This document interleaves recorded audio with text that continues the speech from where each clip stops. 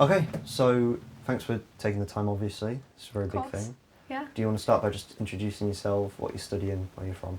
Yeah, I'm Lucy and I'm studying fine art at Leeds Arts. I'm in first year. I did do a foundation last year, so technically second, but you know. I'm from Leeds, always been from Leeds. Lived here my entire life, decided to study here. Not particularly because I love Leeds, but I love being at home. I'm grateful that my family want me to stay and I have a really good relationship with them, so I don't feel the need to move out. Yeah. You said that you wanted to talk about your BPD, so to begin, what's that like for you, generally? At first it was kind of debilitating because once you get that label, you get told something, then things do fall into place, but you also then, whenever you commit any action or make any decision, it's like, well, it was because of that. It's because I have this thing. When it's not. And now, since it's been a few years on since I was told so, I don't tend to think about it anymore, which is quite nice. It's only when I'm in a really low space, I'd say, that then I go, it's okay, because there'll be a better time, which is where the BPD comes in, because you go between feeling on top of the world, nothing can get in your way, so confident, so amazing, and then down to no one loves me, no one wants me around, and chronic emptiness.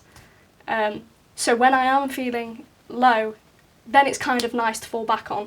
So then I'm like, it's okay, because it'll go back to normal and I'll be okay.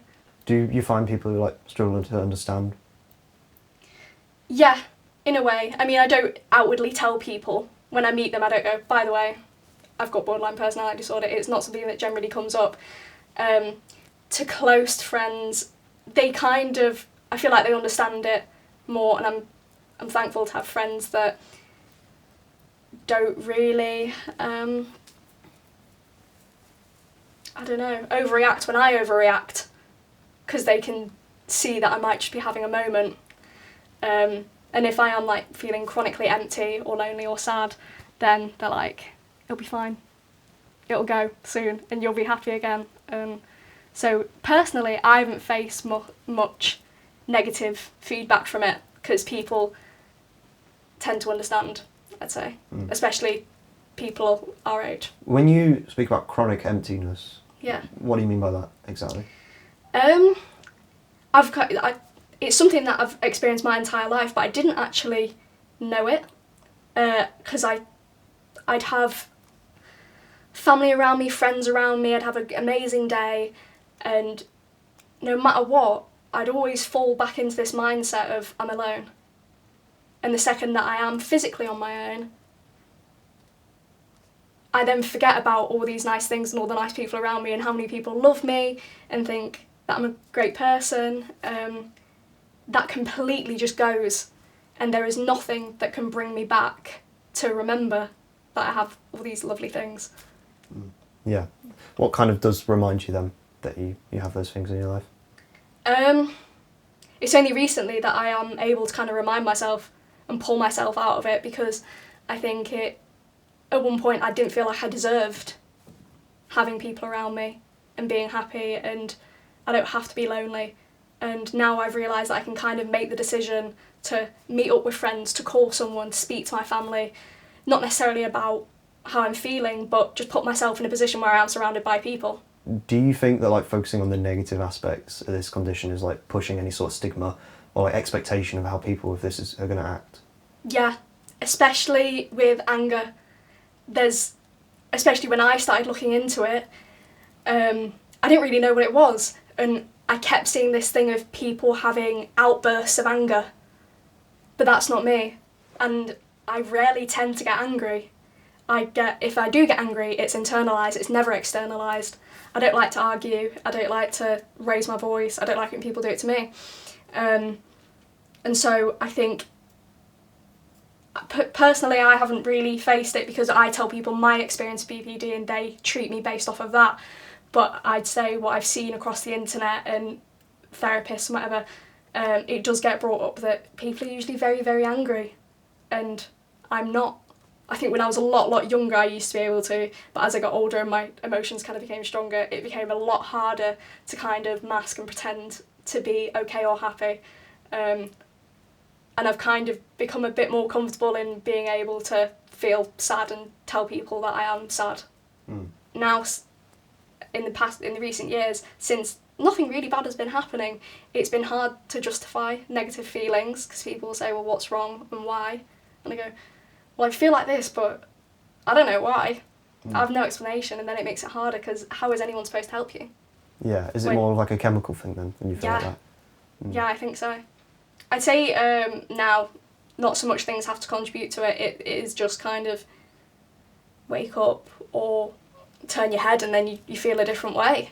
It's really weird, but I find it a lot easier now with coping mechanisms and a lot more confidence in my own ability to bring myself back and remind myself that it's like, you don't have to feel this way. And I know it's not necessarily a decision to feel happy, but now I know that there are definitely things that I can do to make myself happy. It's so easy to get comfortable in it. It's so easy to be like, I'm sad, and so I'm going to feel sad. But yeah, now I can, go on a walk, play with my dogs, read, talk to someone, just do anything that's actually going to stimulate my brain instead of laying there and going, everything's awful, I feel like crap, nothing's ever going to get better. I mean, it is difficult. Like, when I was younger, I could never do that when people would tell me, just be happy, or go on a run, have a better diet. Then it's like, I can't. Yeah. But now, worked on it, and I feel like I can. Because at one point I did kind of let it slip, and I was stuck in this cycle of feeling awful, hurting myself, hurting the people around me because no one knew what to do with me. And then I kind of saw myself falling back into those habits, and I was like, I can't feel like this again. I cannot put myself in a position like this, so I need to do something about it. What was it like going down those medical routes, and like what kind of help did they give you? Not a lot. Yeah. Not a lot at all. CAMs were just kind of like, they trickle things and never actually do anything. Unless you're literally on death's door, it's very difficult to get them to, pardon my French, but give a shit. Yeah. We've had other people say the same thing. Yeah, and that's what I've heard across everyone. And it's so disheartening when you hear so many people around you going to get help and them just not doing anything about it. But you've really got to push, which I did. Calling, following up on everything. Because they'd say, oh, well, we'll get you in with this therapy, and you wouldn't hear anything for 8 weeks. Yeah. You've really got to push them, and I did, and it kind of paid off, but it was exhausting having to go out of my way, especially since I didn't get any family help or anything. I did it independently. None of my family really know that I've been to therapy. Right. My parents don't, no one. I've been on medication, they don't know. So yeah, I don't think a lot of people know that you can do it on your own though. Yeah, no, most people go down the family route actually. You're the first person I've spoke to that said they did it the independent way. How come you didn't talk to your family about it? I do kind of live in a household where everything can be fixed at home. Right. And it was just, I was like, well, everything kind of went wrong at home, so don't really believe that. And I always felt a bit more comfortable receiving help from people that weren't involved in it. And professionals, really. But I did find that they didn't take you as seriously when you didn't have a family member there. They kind of, I don't know, because especially when you're a young girl, it is kind of stigmatises hormones, and you're young and you're a girl and you'll get through it. So it was quite difficult to kind of fight my corner against these adults that I was trying to get to understand that I was suffering. The other girls said that people didn't understand, people were especially ignorant around it. Yeah, definitely. Talking about the family part of it, that idea of everything can be fixed at home and some of the problems sprouted from home. You mentioned briefly that there was a history of mental health in your family. Do you want to go more into that? Yeah, it's mostly on my mum's side. A lot of chronic mental illness, especially like bipolar and chronic depression. And I think I definitely it rubbed off on me from my mum. She had a horrible childhood and a horrible adulthood, and unfortunately she never addressed it, ever. Never did anything about it. And so I feel like I kind of paid for that. How so? She was the only victim in her story, and she did good by me. I was looked after as a child. I was, bombarded with love, and we weren't well off by any means, but they'd do as much as they could to make me happy. But my mum wasn't a good mum because she was so stuck in her own ways and everything that she'd been through, and she'd never gone anywhere for help. And so, yeah, I was kind of the brunt of it. Yeah. So you think some of the issues that she was facing kind of got passed down? Yeah. Do you think was that part of like the way that she acted as a mother, or was that also just kind of like inherited naturally? Potentially naturally. You'll never know. But borderline personality disorder is linked to bipolar. And it is somewhat hereditary, so I've heard. It was a big fear of mine that I was going to end up like my mum. And so that's why I also kind of wanted to seek help, because I was like, God forbid I ever end up like this woman. And unfortunately, she still hasn't sought help for any of her problems, and it was awful to watch how it manifested and how she treated other people because of it. And I felt bad for her. Of course I do. I mean, she was just a girl once, and she was struggling, and she's been through a lot, but by no means does that mean I have to pay for it. I think a lot, especially now, it isn't as stigmatised as much, mental health, I don't think. Pretty much everyone that I've spoken to has told me about their struggles and whatever, but I think a lot of people aren't actually seeking help. They're dwelling in it like their parents did and their parents did. And it is difficult though to get help when everyone's difficult to get a hold of, everyone's overworked in the NHS. There are resources, but actually being able to use them is harder than it looks. And even though you can kind of push it in people's faces, call this person, speak to this person, do this about it, it's scary. It's really scary. In what ways was your childhood disruptive, if you want to get specific, by the way? My mum was an alcoholic, a functioning alcoholic though. So she slipped through all the cracks. She picked me up from school every day, she went to all these mother meetings, she was so involved, but on an evening it'd change, police would get involved, or she'd just start fights with everyone, and it was awful. And I was a very, very shy child, and I never spoke about it, and I never raised my voice back to her, and I never did anything about it. And I remember I only found this out like a year ago, but my grandparents were saying to my other family members, one day she's going to crack. One day this is really going to hit her hard, because she hasn't said a word. And it did. And it really hit me hard when I kind of realised how much my life had gone to shit, even though I was so young and I hadn't even had an opportunity yet. And it was hard to accept, because I did have a relatively normal childhood in a way. I had 2 parents in my household up until the age of 9. I had a sibling who I could rely on in my childhood, someone to play with, someone to hang out with. But I don't know, it felt like I didn't really have the right. Even though horrible things were happening at home, I was like, but I've got a roof over my head, I've got friends, I've got toys. I can do whatever I want with my life. I've been told that nothing can ever hold me back. But I still felt awful. What time was this around? Probably around the age of 7 or 8 I was feeling quite low, but I didn't really crack until 13. What happened then, if I can ask? I was living with my mum alone, and I wasn't really seeing my dad. And my dad was my rock, my favourite parent. I loved him more than anything on this earth, and he'd protect me from anything, but all he wanted was me to have a relationship with my mum. And that was probably the worst thing ever, because I was alone in a house with her and I was taking the brunt of everything she'd ever been through. I still couldn't fight her back. I really couldn't. I just kind of sat there and took it. And one day I just kind of did.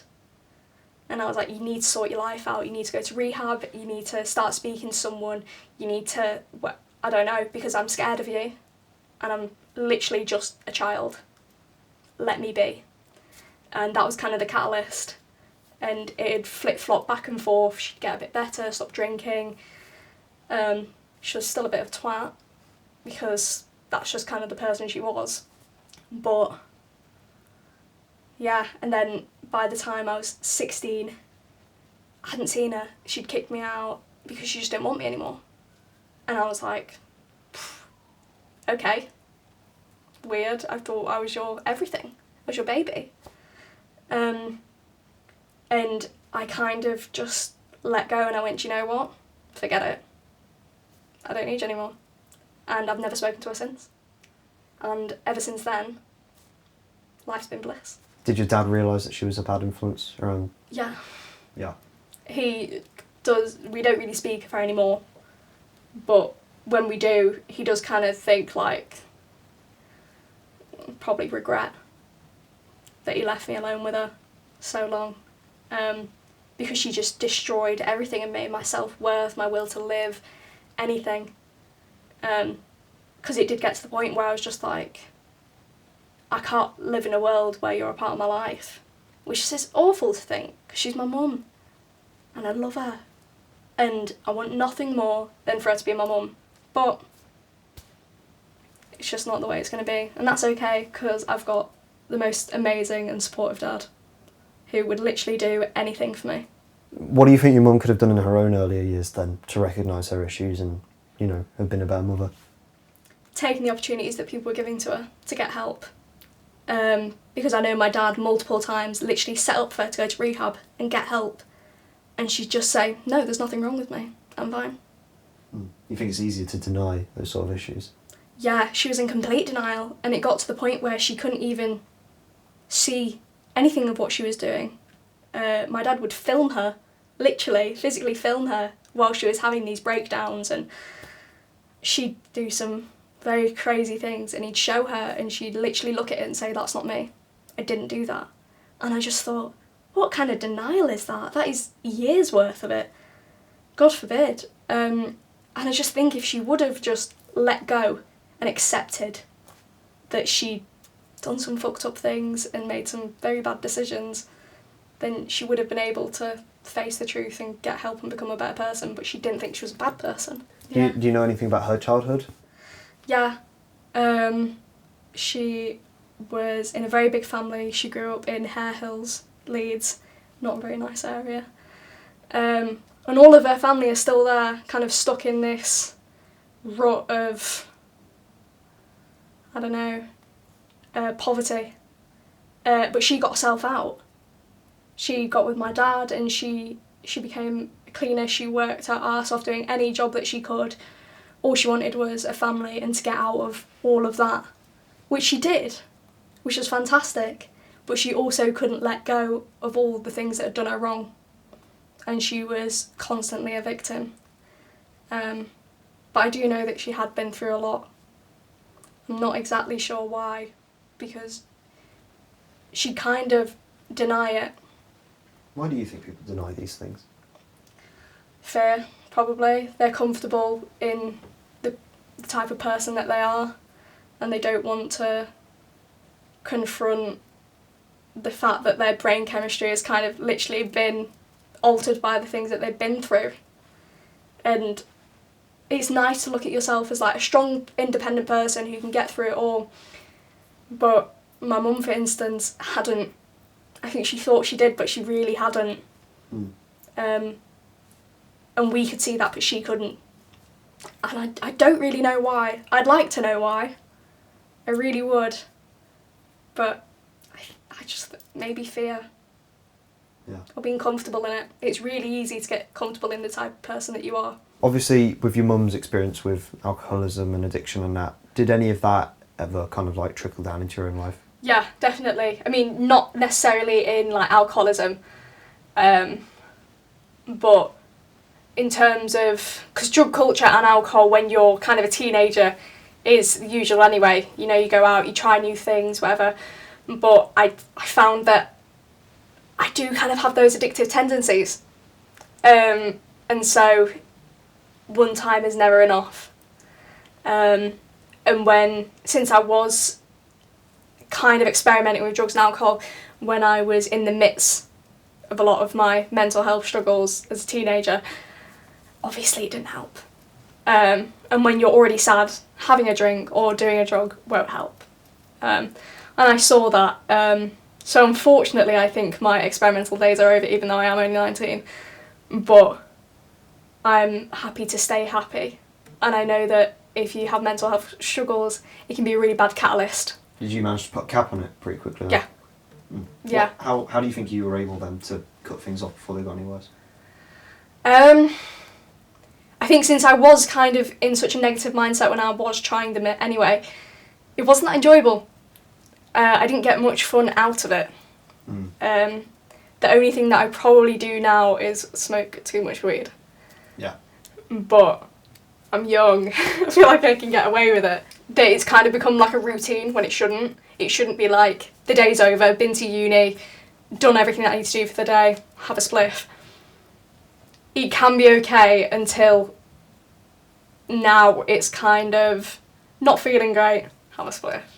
I'm going on a walk, have a spliff. I'm going to bed, have a spliff. Like, I think it's kind of like a default response for me at the moment. But I am kind of cutting down, I'd say. I don't think it's the most harmful thing. Does it make things more difficult though, or does it generally kind of help? It's a cliche, but it makes me more creative. Yeah. I hate that, but I feel like I'm a lot more open-minded and relaxed, and if I'm in a good mindset when I start, I kind of stay in it, and I can have a really good time thinking about nice things, and my mind can dart around loads of different creative ideas. And yeah, it sounds really cliche talking about it out loud, but it is genuinely how it makes me feel. Obviously, you've got a very eccentric room. I do. What kind of art do you do? Abstract and land art. I've kind of, funnily enough, doing a foundation in fine art was probably the best decision I ever made for my artistic career, because A-levels kind of teach you to follow one path and this is what you must do to be a good artist, and then you do foundation and all of a sudden you can throw a paint bucket against the wall and it's great. So my mind's opened up a lot more. I've started doing more installations, work. I've come across so many new artists. I enjoy painting and sculpting. I do weird performance pieces. With your own stuff that you do, what kind of like inspirations do you draw from? Does mental health come into it at all? Not particularly. I haven't actually created any art that reflects my mental health or anything that I've been through yet. At the moment, the art that I create is kind of not a distraction, but I want to make something that I like to look at and makes me smile and doesn't necessarily remind me of anything bad or what I've been through. It's just I like to make nice things that stimulate my brain. I like to use colours that, I don't know, have positive connotations to me. Every artist's dreams is just become self-employed artists who can just make and make and make, and unfortunately you have to sell it. You have to make money off of it. It'd be good to make a living off of it. Hopefully university will push me in that direction. But at the moment I'm having to come to terms with letting go of my work. I find it very difficult to give it away. But I know it's also not very productive to just keep it under my bed or in a cupboard or, I don't know, hiding it away. Are you worried about things in the future then, generally? Do you think that, you know, your mental health might worsen? Because it seems like you're going in a really good direction right now. I hope it won't. I don't think it will. I think I've grown quite resilient, and so I'm hoping that anything that does kind of get thrown my way, I can just dodge it or face it and just move on. You know, life's really long. It looks short, but I feel like there's so much you can do, and I'd hate to waste my time dwelling on the bad things that happen. So you're optimistic? Yeah, I'd say so. Good. Yeah, especially with my art at one point, because I feel like I never thought it was possible to make a career out of just a hobby that I had as a child. It was the only thing I've ever been really good at, art, but no one ever tells you can make a career out of it. I always thought I'd have to do something academic, go to university for like biology or English or anything like that. But I get to paint and sculpt and write and research and create anything that I want, and I can make a life out of it, it's really nice. And I guess the last thing then that I'll ask you, a bit open, so if you want to take a second to think about it, that's fine. Is there anything that you just like wanted to say that we haven't already been over? I'm not sure. I've kind of taken a new perspective on people saying like just be happy, because I kind of get it now, because at one point it didn't feel like a decision that I was able to make, and that how I was feeling was totally out of my hands. But as I've grown, I've realised that I can kind of just be happy. Maybe that's a bit naive of me, or I don't know, but I feel like I'm a lot more capable than I thought I was, and I can kind of get up and go, forget whatever's happened, whatever they said to me, whatever, you know, happened the day before, just be happy and move on, because I deserve that, and I deserve to have a good day or a good tomorrow or a good year, or yeah, you're kind of in control of what direction your life goes in, despite whatever gets thrown at you. It's weird and slightly uncomfortable, but it's interesting. Definitely a learning curve. Yeah. But I'm enjoying it. Nice. Good. Yeah. All right. Are you happy with everything that we talked about then? I am. Nothing major that I accidentally skipped over or anything? No, is there anything else that you want to ask? No. We covered basically everything actually, so I think we're okay. Fabulous. Awesome. All right. Thanks so much. Thank you.